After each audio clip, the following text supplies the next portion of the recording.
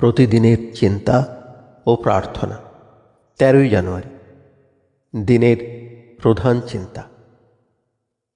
মন্দিরের দ্বারে দাঁড়াইয়া প্রহরীর মতো পাহারা দাও। মুখস্থ করা যায়, হও তুমি সাহসী, হও সত্যনিষ্ঠ, আর কাটাও সময় তোমার। কতক্ষণ? কেন ভাবো সময়ের কথা? এ যে মূল্যহীন।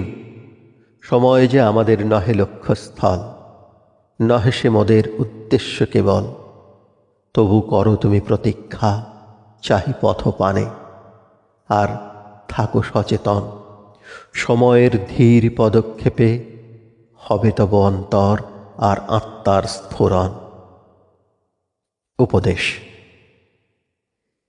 যেজন আদর্শ অনুগামী, অদম্য সাহস, অফুরন্ত তেজ, অবিচলিত বিশ্বাস এবং স্বার্থ বিরহিত উচ্চাভিলাষের তাহার একান্ত প্রয়োজন।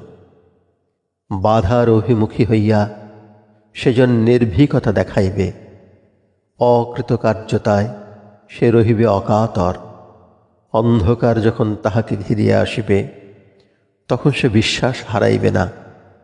নির্দিষ্ট কাজের প্রতি তাহার অনুরাগ তাহাকে নিজের কথা ভুলাইয়া দিবে, এবং ব্যক্তিগত লাভ ক্ষতির চিন্তা তাহাকে স্পর্শ করিবে না।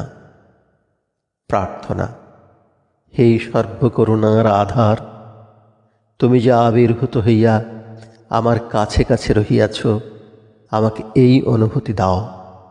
আমি যেন আমার সকল চিন্তা, সকল কথা, সকল কাজ তোমারই শ্রীচরণে নিবেদন করিতে পারি। সকল কদর্য কলুষতা হইতে আমার হৃদয়কে মুক্ত করো। তোমার সেবায় যেন আমি চিরবিশ্বাসী ও সত্যনিষ্ঠ হইয়া থাকি।